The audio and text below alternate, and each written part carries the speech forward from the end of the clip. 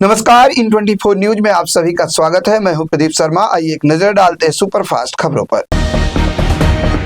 गाजियाबाद की पॉस गौर green society में लगी भीषण आग, 9वीं से 13वीं मंजिल तक फैली लपटें, दूर दूर तक दिखाई दी ऊंची ऊंची लपटें और काले धुएं के गुब्बार। राहत और बचाव कार्य में जुटी पुलिस और दमकल विभाग की टीम, कई घंटों की कड़ी मशक्कत के बाद मिली सफलता।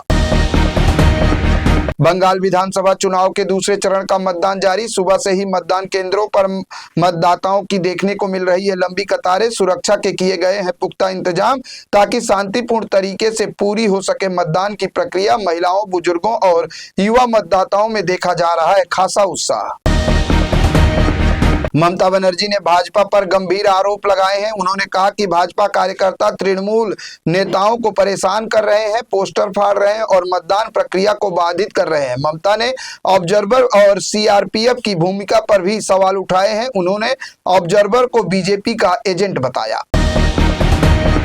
कांग्रेस सांसद राहुल गांधी ने ग्रेट निकोबार द्वीप का किया दौरा। इस दौरान उन्होंने इंदिरा पॉइंट पर अपनी दादी इंदिरा गांधी को दी श्रद्धांजलि। उन्होंने द्वीप की सुंदरता का उठाया लुत्फ। सांसद ने कारोबारी समुदाय से मुलाकात की और उनकी समस्याओं के बारे में की बात।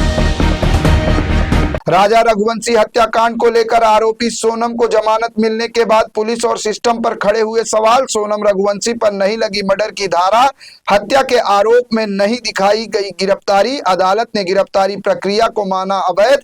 पीड़ित परिवार ने कहा अब पुलिस और कानून पर नहीं रहा भरोसा।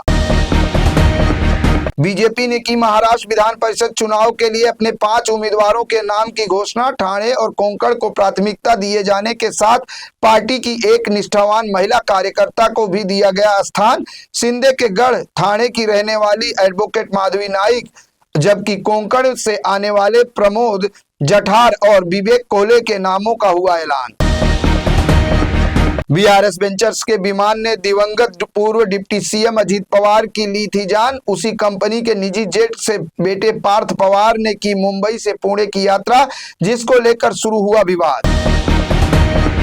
मुंबई के सायन पनवेल हाईवे पर बीती रात हुआ दर्दनाक हादसा। वासी ब्रिज के पास बीएमसी के निर्माण कार्य में लगी एक विशालकाय फ्लाइंग रिंग मशीन अचानक अनियंत्रित होकर पलटी, जिसकी चपेट में आने से मुंबई पुलिस के कांस्टेबल संतोष चौहान की गई जान। वाराणसी दौरे के दूसरे दिन प्रधानमंत्री नरेंद्र मोदी ने काशी विश्वनाथ मंदिर में की विशेष पूजा। वाराणसी में जगह जगह बनाए गए स्वागत गेट से गुजरते हुए काशी विश्वनाथ मंदिर पहुंचे पीएम मोदी। पूजन के बाद पीएम मोदी ने बच्चों से की मुलाकात। प्रधानमंत्री नरेंद्र मोदी ने देश को दी गंगा एक्सप्रेसवे की सौगात। करीब 37,000 करोड़ रुपए की लागत से बना 594 किलोमीटर लंबा एक्सप्रेसवे दिल्ली से प्रयागराज का सफर होगा आसान।